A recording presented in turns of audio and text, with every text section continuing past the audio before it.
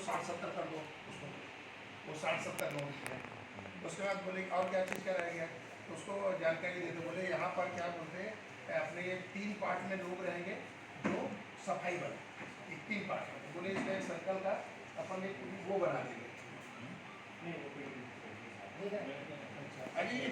एक बार फिर बैठ जाएंगे, जैसे प्रिंसिपल साहब है, उनको पूरा कहाँ शौचालय रहेगा, कहाँ पर वो लगेंगे, कहाँ क्या सफाई की व्यवस्था रहेगी।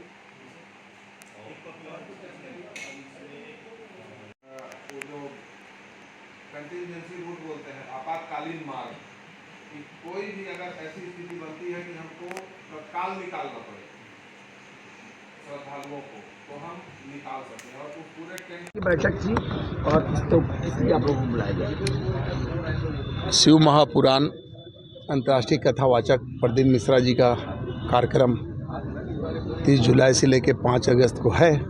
उस कार्यक्रम को लेके आज प्रशासन के साथ में एक बैठक थी, जिनमें कई बिंदुओं पे आपसी चर्चा और सहमति बनने के पश्चात एक सुंदर, स्वच्छ और भाव के साथ, भक्ति के साथ हम सब लोग इस कथा का आयोजन का आनंद लेंगे और अनुमति हमें आज मिल गई। अब आगे जो व्यवस्थाएं हैं और जो करने हैं, 14 तारीख को भूमि पूजन हो जाएगा।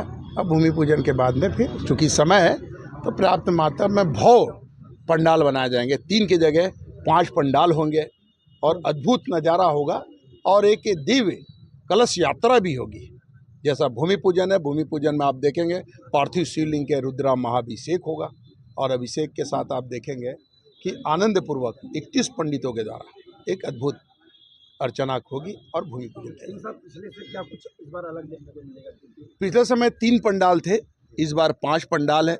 उसके साथ भूमि पूजन का एक ऐसा ही हो गया था, लेकिन इस बार रुद्रा महाभिषेक सावन का पहला सोमवार होगा। उस सोमवार के दिन रुद्र महाअभिषेक होगा पार्थिव शिवलिंग का और उसके बाद भूमि पूजन होगी।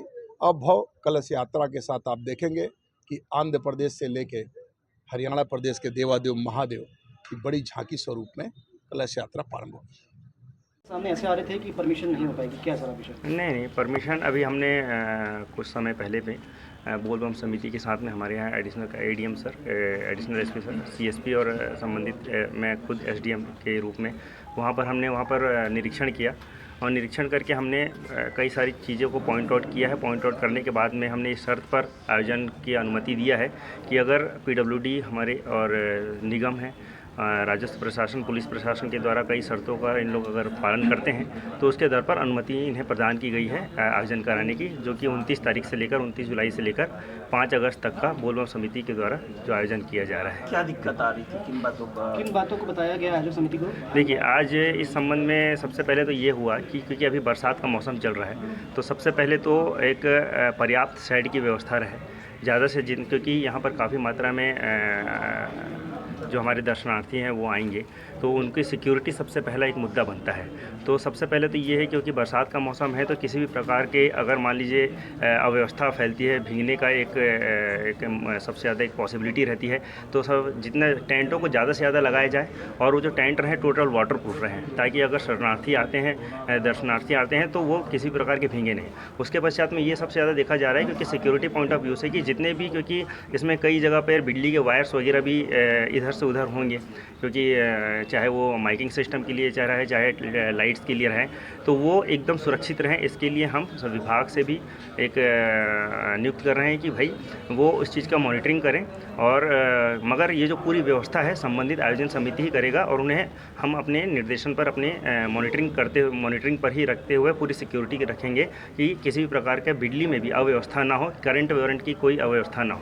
बिल्कुल, सीसीटीवी हमने ज़्यादा से ज़्यादा अभी एकदम पॉइंट आउट तो नहीं किए हैं, मगर ज़्यादा से ज़्यादा हर कोने में हमने एक सीसीटीवी लगाने का हमने उनको निर्देशित किया है, ताकि एक एक कोना इसमें कवर हो, ताकि अगर मान लीजिए किसी प्रकार का किसी घूमने की अगर ऐसी व्यवस्था बनती है या फिर कोई ऐसा कोई चोरी चकारी की अगर कोई स्थिति उत्पन्न होती है, तो हम संबंधित को हम पॉइंट आउट कर सकें कि कहाँ पर क्या हो रहा है। कितने बना रहे हैं एंट्री एग्जिट तो फिलहाल देखिए, तो नॉर्मल दर्शकों को देखते हुए, वीआईपी को देखते हुए एक और एक आपातकालीन एग्जिट को देखते हुए हमने कम से कम 7 से 8 हमने एंट्री एग्जिट बनाया है और एक आपातकालीन हमने कम से कम एक बनाया है, जहाँ पर अगर मान लीजिए कोई ऐसी स्थिति वैसे उत्पन्न नहीं हुई है, मगर अगर उत्पन्न होती है तो वहाँ से निकला जा सके। फाइनली परमिशन दे दी गई है। परमिशन दे दी गई है, कई पॉइंट्स हैं, हमने शर्तों को रखते हुए उन्हें परमिशन दिया है, अगर उसका पालन होगा तो बिल्कुल उन्हें परमिशन दिया जाए।